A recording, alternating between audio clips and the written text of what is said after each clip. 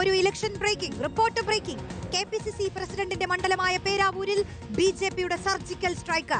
കോൺഗ്രസുമായി ഇടഞ്ഞു നിൽക്കുന്ന ഇരിട്ടി കോൺഗ്രസ് മുൻ ബ്ലോക്ക് പ്രസിഡന്റ് തോമസ് വർഗീസിനെ സ്ഥാനാർത്ഥിയാക്കാനാണ് നീക്കം.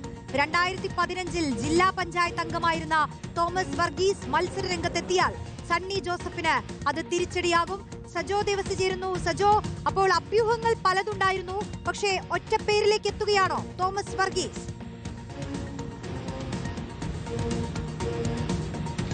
റോഷ്നി, നീക്കത്തിലേക്ക് ഉള്ള ഒരു രാഷ്ട്രീയ സാഹചര്യം പരിശോധിച്ചാൽ UDFനെ സംബന്ധിച്ച് വലിയ പ്രതീക്ഷയുള്ള, അവർക്ക് നിലനിർത്താൻ കഴിയുന്ന ശക്തിയും കരുത്തുമൊക്കെയുള്ള മണ്ഡലം തന്നെയാണ് പേരാവൂർ.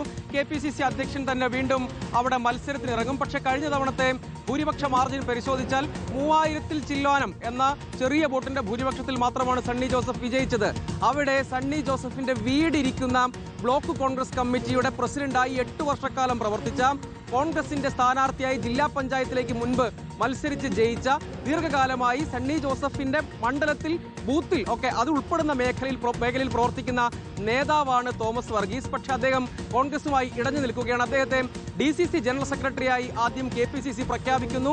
ദിവസങ്ങൾക്കകം ആ തീരുമാനം KPCC അധ്യക്ഷൻ റദ്ദാക്കുന്നു. അതിനുശേഷം അദ്ദേഹം കോൺഗ്രസിനോട് പൂർണ്ണമായും ഇടഞ്ഞു നിൽക്കുകയാണ്. ഇതിനിടെയാണ് BJP അദ്ദേഹവുമായി ആശയവിനിമയം നടത്തുന്നത്. അദ്ദേഹത്തെ തന്നെ സ്ഥാനാർത്ഥിയാക്കാനുള്ള സജീവ ശ്രമം അവരുടെ ഭാഗത്തു നിന്നുണ്ട്. കോൺഗ്രസ് ഇതുവരെ എന്തെങ്കിലും ഒരു അനുനയ നീക്കം തോമസ് വർഗീസുമായി നടത്തിയിട്ടില്ല എന്നതുകൂടി കാണേണ്ടതുണ്ട്. അങ്ങനെയെങ്കിൽ അദ്ദേഹം അവിടെ മത്സര രംഗത്തേക്ക് വരുന്ന സാഹചര്യം ഉണ്ടാകുന്നത് കോൺഗ്രസിനെ സംബന്ധിച്ചിടത്തോളം വലിയ തിരിച്ചടിയാകും എന്നതൊരു പ്രധാനപ്പെട്ട കാര്യമാണ്. ഇനി അനുനയ നീക്കം നടക്കുമോ എന്നറിയില്ല. പക്ഷേ BJP അദ്ദേഹവുമായി ആശയവിനിമയം നടത്തി കഴിഞ്ഞു. അദ്ദേഹം